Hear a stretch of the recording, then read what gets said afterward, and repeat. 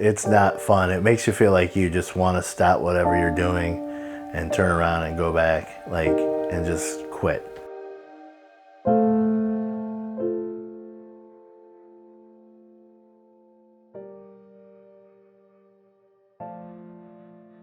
Everybody gets stress in their lives, and I definitely lean towards overeating during stressful times. Like, it's definitely been a go-to. I can think of times where I've had healthier habits where I would actually like go out for a walk or something like that, which is definitely the better idea. But it's just really easy to grab some food and just gorge, just put on the TV, sit there, zone everything out, and just eat.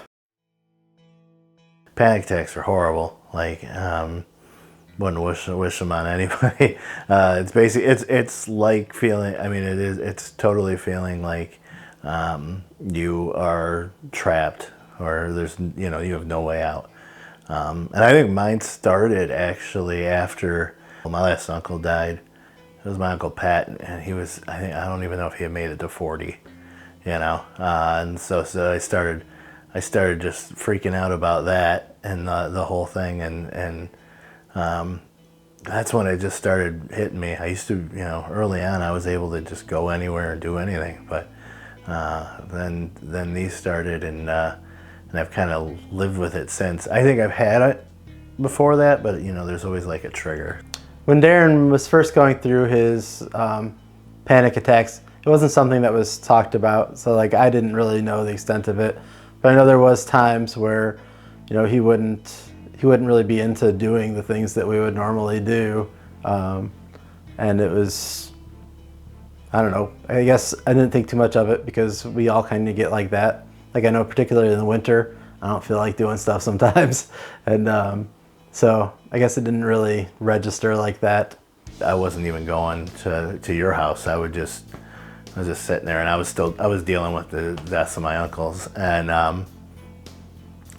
like those types of things. Though you think, like, you always think of depression and things like that as like you stop eating or things like that. But when you have the anxiety and everything, it draws you to eating. Like, it sometimes that's your comfort. Like, that's your way away from everything else. And I think a lot of people, the people that you see that are considered the happiest people around, are happy because they're not fighting that craving. They just go and they eat, and a lot of us do that, and it's our way of getting through, day by day, any types of fears you have and things like that.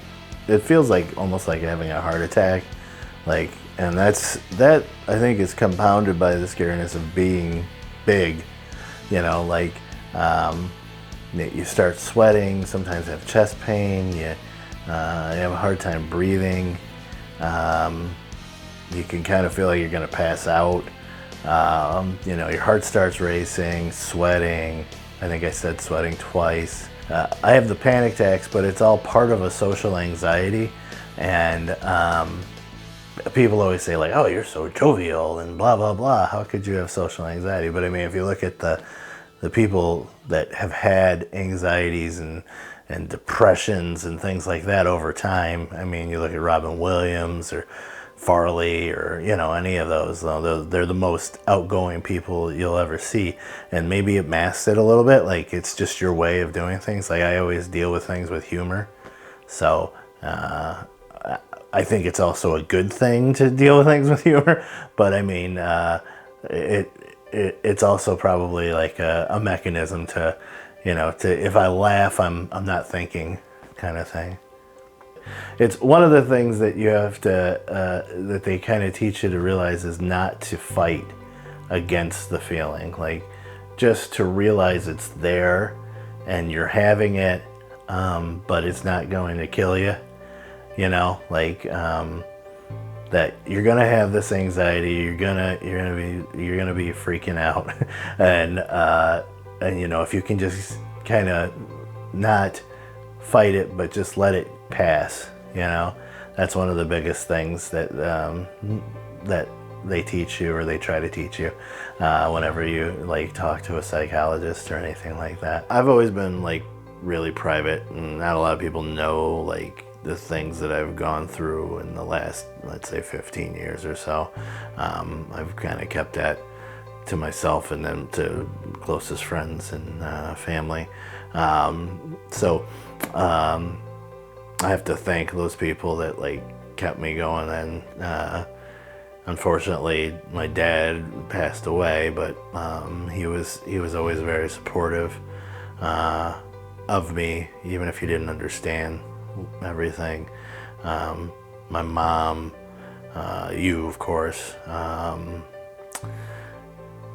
Alex, my oldest son, is probably the only one who really understands, but he's always kind of like been able to try and at least try to talk me through things when I was having hard times.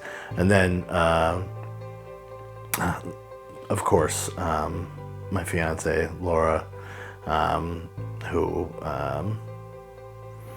always seems to be able to make me laugh in a bad situation or get me through it, through the anxiety, while laughing with me and maybe laughing at me a little bit. Like I can remember the mirror maze thing when we were early on dating, and it was probably the first time I had like a full-on panic, and she kind of got me through that, the whole situation, laughing at how I was, but knowing that what the time to kind of calm me down. So I want to thank you all for the support that you have given me. The ones that did know. A couple big anxieties working on this particular project were you're putting videos on YouTube. There's going to be negative comments, and kind of expected to be torn apart. Like, people are nasty out there, and it turns out every word that we've gotten was encouraging. We had nobody said anything like, you guys ain't gonna make it, or anything like that. Nothing non-encouraging. And I want to thank everybody that's watched us through this whole time, and your encouragement, your information, it pushes us on, and it helps us through the day. I've heard from several people that like they've been inspired to work along with us. One of the supervisors I work with at work, she told me straight out, like, she started doing it.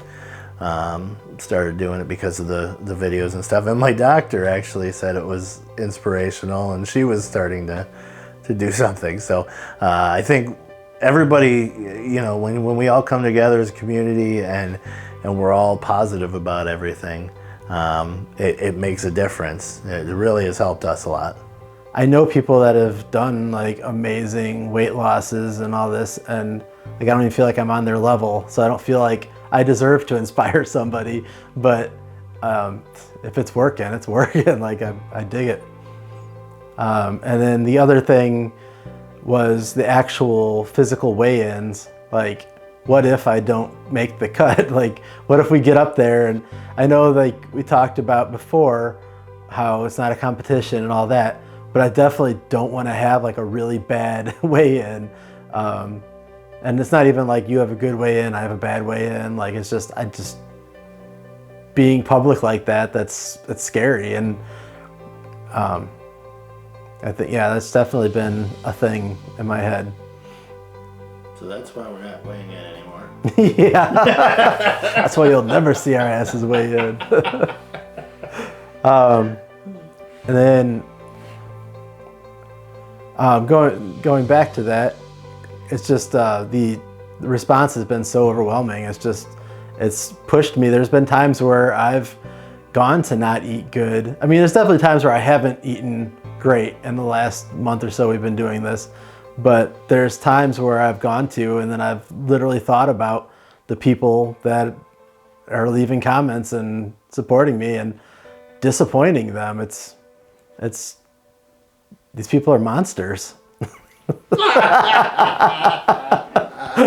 They have me terrified to eat. Can't you watch something else?